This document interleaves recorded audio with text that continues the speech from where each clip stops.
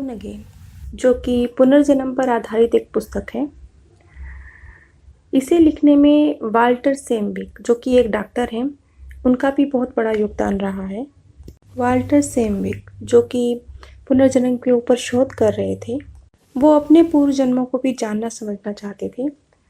तो ये कुछ इत्तेफाक सा हुआ कि वो अपने पूर्व जन्मों को भी जान पाए। और ये बहुत रोचक है, क्योंकि जब उन्होंने अपने पास्ट बर्थ पर स्टडी करी तो उन्हें ये समझ आया कि सिर्फ वो नहीं, उनके आसपास के जो बहुत क्लोज उनके भाई बहन, उनके दोस्त बहुत क्लोज के, उनके मित्र, उनकी पत्नी, जो उनके बहुत पारिवारिक मेंबर हैं, जिनके साथ उनके बहुत गहरे रिलेशन हैं, वो भी पूर्व जन्मों में उनके साथ रहे हैं।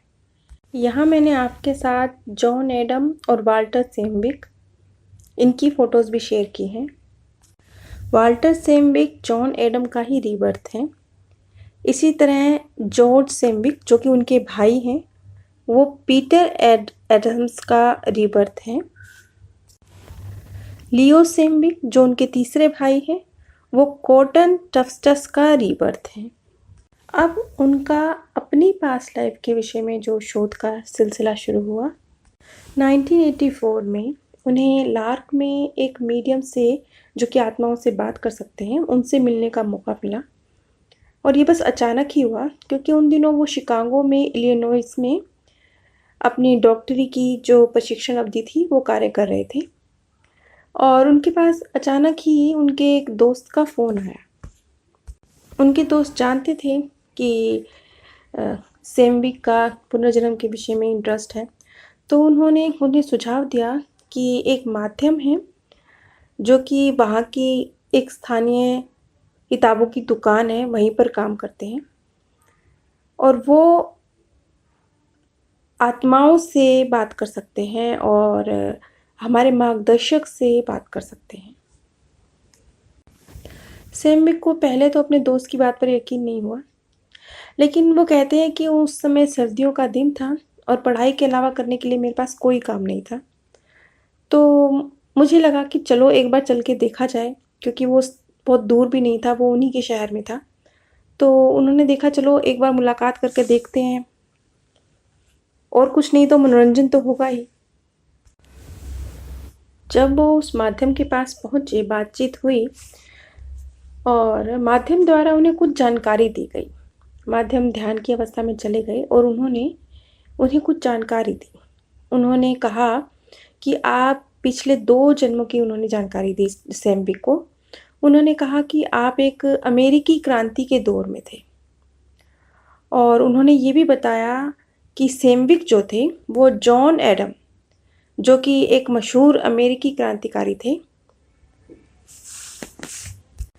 बाद में जो एडम हैं, ये जॉर्ज वाशिंगटन के कार्यालय में उपराष्ट्रपति भी बने, और फिर वो संयुक्त राज्य अमेरिका के दूसरे राष्ट्रपति बने।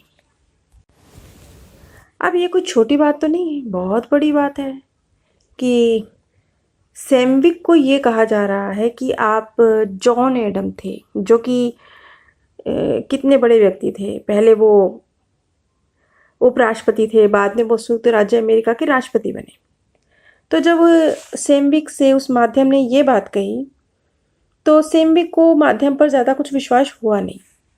उन्हें लगा कि बस ऐसे ही है, होता है, हर व्यक्ति ये चाहता है कि वो किसी बहुत महान किसी व्यक्ति का, किसी सेलिब्रिटी का रीबर्थ हो, तो बस ऐसे ही उसने मुझसे कह दिया। तो उन्हें उस माध्यम की बात पर, जो जानकारी देने वाला व्यक्ति था, उसकी बात पर कुछ यकीन नहीं था। कुल मिला के उन्हें बिल्कुल इस बात पर यकीन नहीं हुआ कि वो एडम हो सकते हैं, और उन्होंने बस हंसी मजाक में ही जो ये जानकारी थी इसको खारिज कर दिया, और इस पर बिल्कुल गौर नहीं किया। उनके लिए ये जानकारी कोई मायने रखती ही नहीं थी, तो इस पर सर्च करने का कोई सिलसिला शुरू ही नहीं हुआ। तो देखिए, यहाँ पर आपको ना एक चीज़ और समझ में आएगी कि ये प्रकृति भी, जब व्यक्ति तैयार हो जाता है कुछ सोल वर्ल्ड को जानने समझने के लिए, तभी अपने रहस्यों को उजागर करती है। और आप जितना गहराई में जा पाते हैं, ये भी निर्भर करता है कि आप भावनात्मक और मानसिक रूप से इस चीज़ के लिए कितना तैयार है। तो सैमविक जो कि खुद पुनर्जन्म के ऊपर इतनी रिसर्च कर रहे थे, सब कुछ उनका इंटरेस्ट था इस सब्जेक्ट में, इसके बावजूद जब उन्हें ये जानकारी मिली तो ये जानकारी उनके लिए मजाक थी। इन्होंने तो सोचा कि बस ठीक है, लोगों को अच्छा लगता है ये जानना, कि ये सुनना कि हाँ मैं किसी जन्म में सेलिब्रिटी था, तो बस मुझे खुश कर दिया माध्यम ने, ये सोचकर उन्होंने उनकी बात को ही इग्नोर कर दिया। और इस घटना के बाद 12 वर्ष गुजर गए।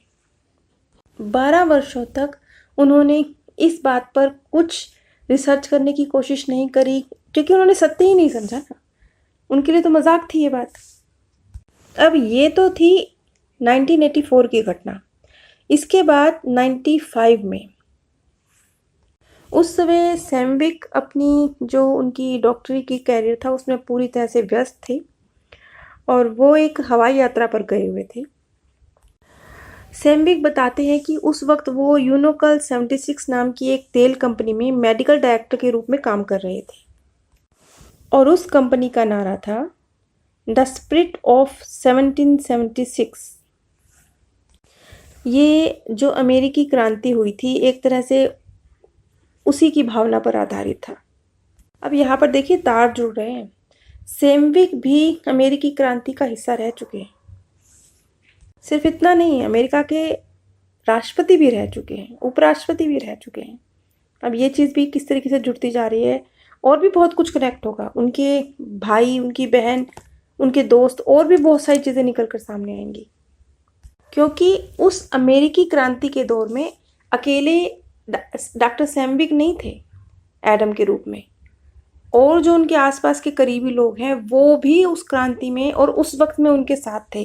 तो इस बात से ये चीज़ निकल के सामने आएगी कि जो आत्मिक ग्रुप है, एक सोल्स का जो ग्रुप है, हम बार बार कनेक्शन में आते हैं, ऐसे ही नहीं आते। आपके जो बहुत क्लोज वन है, जो आपकी लाइफ पर असर डाल रहे हैं, माता पिता, भाई बहन, बेटा बेटी, ये पहली मुलाकात नहीं है आपकी, पता नहीं कितनी हो चुकी है।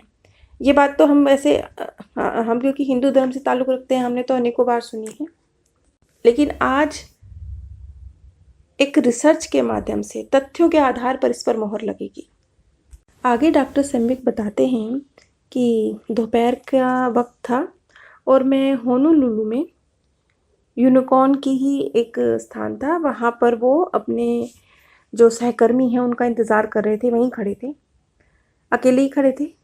अचानक से उनके मन में जैसे एक भाव पैदा हुआ। वो कहते हैं मुझे ऐसे फील हुआ कि पता नहीं अचानक से वो करने के लिए कुछ और खड़े हैं, वेट कर रहे हैं अपने सहकर्मियों का, लेकिन उनके दिमाग में जैसे एक आवाज़ सी कौंधी।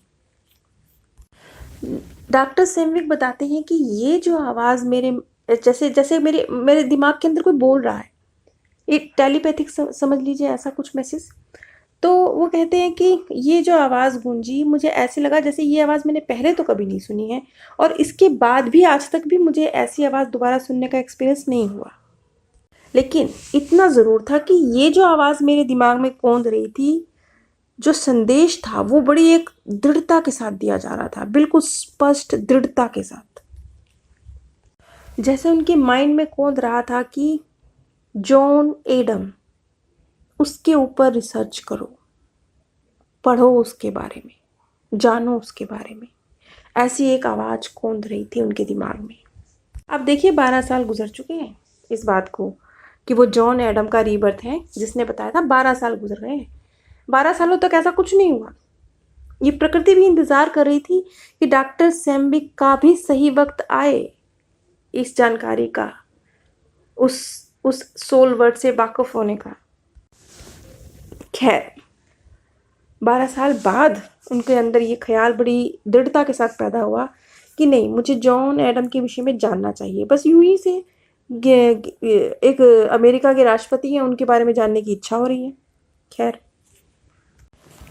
अब उन्हें 84 में जो उस माध्यम द्वारा उनसे कहा गया था कि वो जॉन एडम का रीबर्थ है, तो एक बात याद आ गई उन्हें कि उस वक्त उन्हें ये कहा गया था कि जैसे उस माध्यम ने ये कहा होगा कि आप जॉन एडम के विषय में रिसर्च कीजिए, शोध कीजिए, आपको जो जॉन एडम है उनकी शारीरिक विशेषताएं, उनका व्यक्तित्व, उनकी आदतें, ये सब अपने से मिलती जुलती लगेंगी। 12 साल बाद 96 में उन्होंने एडम के बारे में पढ़ना शुरू किया और वो हैरान थे, क्योंकि ये बात सही थी। उन्होंने महसूस किया कि जैसे जैसे वो उनकी बायोग्राफी पढ़ते गए, उन्होंने महसूस किया कि मेरे पास भी तो वैसा ही व्यक्तित्व है, वैसी ही शक्तियाँ हैं, वैसी ही कमज़ोरियाँ हैं। और कुछ तस्वीरों में भी जब उन्होंने एडम के चेहरे पर गौर किया तो उन्होंने देखा कि ये जो क्रांति का समय था, अमेरिकी क्रांति का समय था, उस समय पेरिस में शांति सम्मेलन हुए हैं। उस समय उनका कई पोर्ट्रेट होंगे, जो फ़ोटोज़ होंगी उस बुक के अंदर। तो वो कहते हैं कि जब मैं वो फ़ोटोज़ देख रहा था तो मुझे लग रहा था कि मेरा चेहरा तो हूबहू एडम से मिलता है। 12 सालों में कभी नहीं लगा उन्हें कि उनका चेहरा एडम से मिलता है। आज जब वो उनकी बायोग्राफी पढ़ रहे हैं तो उन्हें ऐसा फ़ील हुआ। सिर्फ चेहरा नहीं, आदतें, खूबियाँ, कमज़ोरियाँ सब मिलती हैं। उनकी ये रिसर्च फिर और डीप हो गई।